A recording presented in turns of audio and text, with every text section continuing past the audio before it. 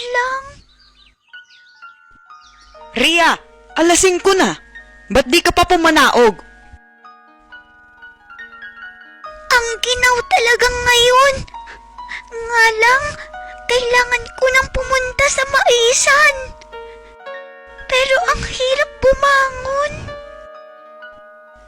Gusto mo atang mapalo ka ng maaga, no? Lumabas ka na dyan. Opo, Nay.